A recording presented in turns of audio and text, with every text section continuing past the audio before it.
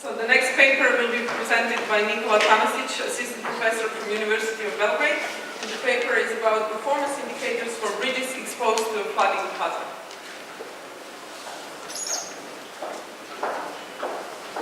Thank you very much.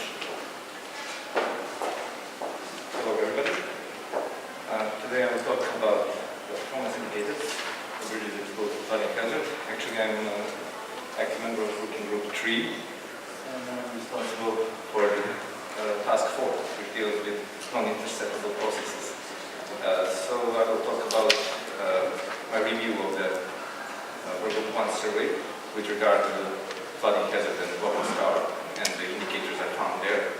And also I will discuss what is additional relevant data which needs to be taken into account. And actually this report thing is it's an ongoing process now. We had yesterday a meeting of the group, and then we'll see how we'll fit it with this what I'm going to present in our framework. So actually from the health meeting we have not agreed on this, but we mentioned that there are possible 9 key performance indicators that we should look into. For now they are here presented, and some of them are, as you can see, in brackets, so we'll see how we will deal with them. Or at this moment I cannot tell you how to proceed with every single one of these. But on task 4 I dealt with dynamic and uncertainty of sudden processes, mainly as I said flooding events. And here, as you may guess, the quantitative methodology is preferred. However, we did agree, even at the Belgrade meeting, that we're going to take a qualitative approach here. And so also this framework also has to be somehow in line with this framework we all agreed upon in the meeting. So actually what is vulnerability is a product of probability of failure and consequences, and things which connect these two are the failure modes. They are actually not here in this graph, and we'll have to find a way how to relate this vulnerability to the key performance indicators. However, when you talk about probability of failure and cost, they are somehow already in this safety and reliability and also the cost and economy. So we'll see how we'll proceed from that.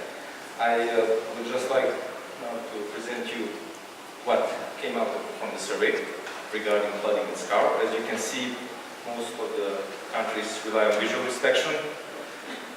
Some of the countries measure scar. I mean, these are reported data from countries. So I wasn't surprised to see that 7 countries do not consider it at all. There are only a few countries which perform indirect evaluations related to local scar. I mean, that's coming out from the survey, and I was surprised not to see scar countermeasures, the terms which are mentioned in the survey, and also 2 other big problems when flooding is at bridges, and these are overtopping and washing away of access roads. So these terms weren't mentioned in the survey, but should be accounted also besides scar. So what is in the survey? And I would like to discuss now about this as we call them indicators, but we'll see if they are fit enough for our purpose. When we talk about visual inspection, as you all know, we cannot always perform it on bridge sites, so it's not a reliable indicator, especially ineffective against flash flooding. Also, if we talk about measuring scar, we have to deal with problems such as scar cavity infill, and also question arises which bridge sites are eligible for installing this equipment. Of course, I think that we cannot do much about flash flooding also here, and we can do indirect evaluation of scar also, but here we have to be careful because these formulas which are used to evaluate local scar that tend to overestimate. So if we take a look at these indicators which are used currently in Europe and in the US, they solely cannot help us in terms of flooding. They are just not enough. So What is actually necessary here is to take into account other relevant data. So these are some technical parameters and information from bridge inventory, which can complement these observations as written here. So in the gray color are the terms which came out of the survey, and in the white color here on the table are actually the terms and the terms which refer to this other relevant data, which should also be included when we talk about flooding and scour hazard. So here we can see that we need to have information on type of foundation, riverbed properties, foundation soil properties as well, and magnitude, and also traffic, because if you recall, I was talking about mobility as an indicator, and it must account also the cost of inadequate bridge performance. What we don't have to include here are our observations which are related to the damage which has already occurred. Because if we see that there are some rotations and settlements, then the failure mode is already there, so we didn't do our job well. So we must be able to forecast what are the failure modes and not wait for them to happen, for these to happen. So the key data we need to look into are related to exposure. So here listed, I won't go through every one of these, are data on flooding, on water channel properties, and the geometry of pier and buttons. Most of these data, which I now talk about, are already in some databases, not all. I agree they're not at one place, but there is no much effort in collecting them, for some of them, because, as I said, they can be collected from different sources already. What I would like to talk about is resistance in terms of failure modes. This is a topic which is not, well, I can say it is discussed, but it's not resolved in current literature. And I think we should look into this because it is in the line with the rest of the work we are doing with Group 3 and quality control plans, so we need to know what type of bridges are endangered and which are more susceptible to failure, certain failure modes. So also, as I said, we need to have information on consequences. So this is just a suggestion. Now we've talked about this on our work group meeting. Maybe we will structure a questionnaire to extract some information from the countries we think that can provide us more information, because the survey which was performed was very good. However, its accent was not on hazards. So when I looked up at the survey, I didn't expect to find much data on hazard itself. So I think some more precise questions should be asked, at least the countries who provided us information can be included here. And this information is actually related to the past failures and the methodology, the actual methodology which is used. Some countries mentioned they look into scour affected area. I would really like to know how they are doing this, because I don't have any references to that, and some other points. And also, we would be really interested to see about this data availability, to conduct the evaluations which I was talking about. So we would need hazard maps, we would need to see which bridges are the most susceptible, and also availability of traffic data. Of course, this is a trans question, the research needs and the current shortcomings in regard to climate change. So we'll see if we will disseminate this type of questionnaire or not, but we are thinking about it. In the US, there is a lot of research on this subject, and now I will in brief present a few methodologies which are used. The one which is on federal level is by FHWA. It's a qualitative approach based on MBI item 113, and here I listed some information with regard to exposure, resistance, and consequences. What data goes in this actual performance indicator. So it's a ranking procedure. So you go on site, you take a look at bridges, mainly related to visual inspection. But it also points to some indirect evaluations. If a bridge, for example, receives rank 3 or rank 4, then you should do some more evaluation with the bridge. For example, evaluate focus cover depth or apply countermeasures, etc. So, but here the superstructure is not considered, at least in these documents. It's up to the person who is doing the actual job. So in the documents themselves, there is no precise information on quality control plans. There is another qualitative approach which I think is really good from New York State Department of Transportation. They use hydraulic mobility score. A lot of information is included here for this ranking procedure. However, the resistance is not really comprehensively accounted, I can say. Yes, it discusses which types of bridges are redundant, which are not redundant.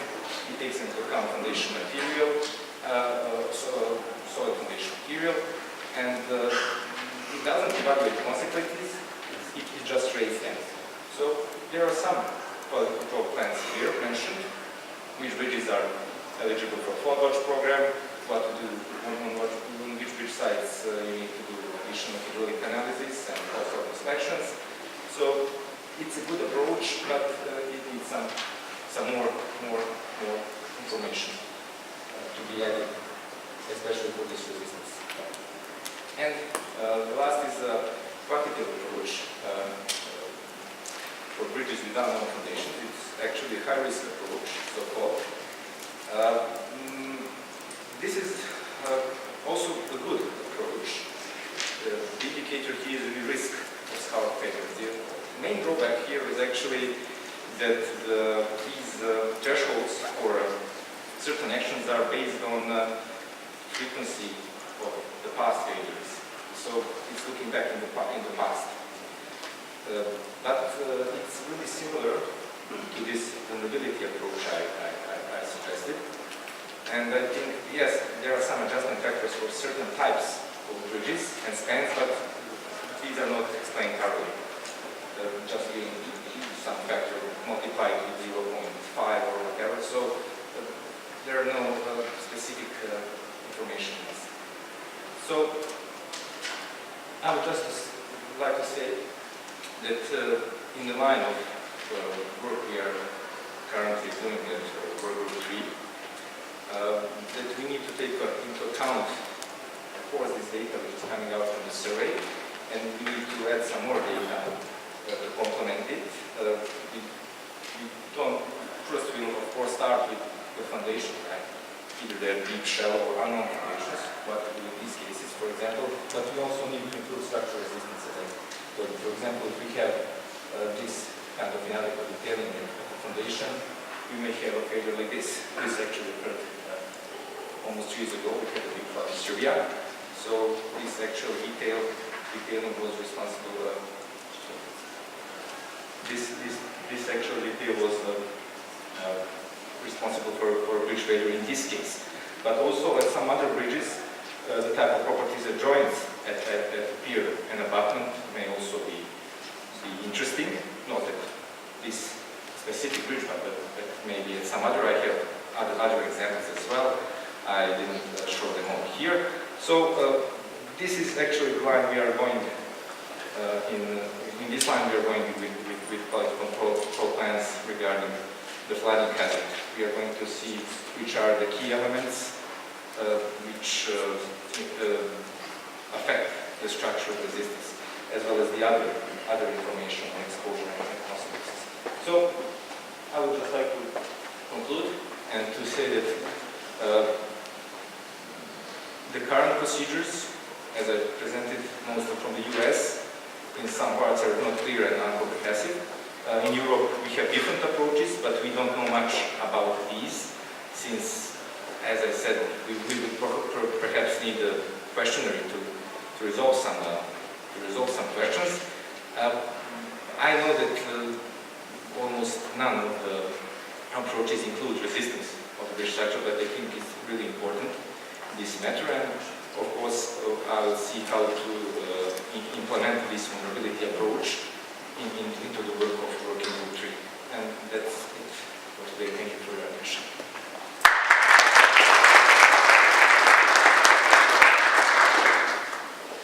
Thank you, Nicola. Are there any questions? Thank you for your interesting presentation. Congratulations. Just a question. Regarding to scour, are you running your study about how you measure scour in terms of monitoring? So if there exists permanent monitoring sonar devices installed on the pile caps, or if this is periodical inspection where you measure the depths. So in terms of monitoring, are you aware in your study how they do this?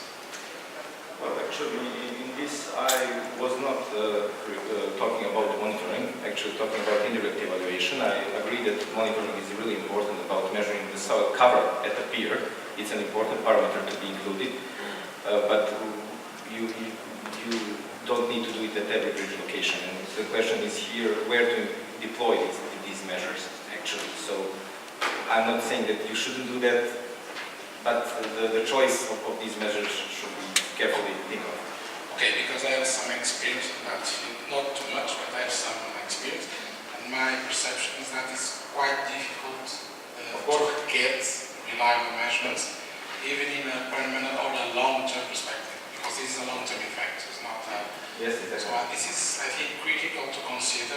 Of course, everything that you presented is important, that is not much in cost, but how you measure and how periodical, how reliable are the systems to get that information able to go further in your analysis. This is my only contribution, is that from my experience it's quite difficult to find good examples when you find measurements in a time series that you see the depth. So that is why I did the question. Yes, I agree with you, you are completely right, and we are trying to see which of this information is really important. Somewhere you can measure it, as you said, there is scour cavity infill, which makes problems, so we will see what is the crucial data, but yes, the crucial is how to measure this soil cover if you don't have the information, that we cannot do any prediction.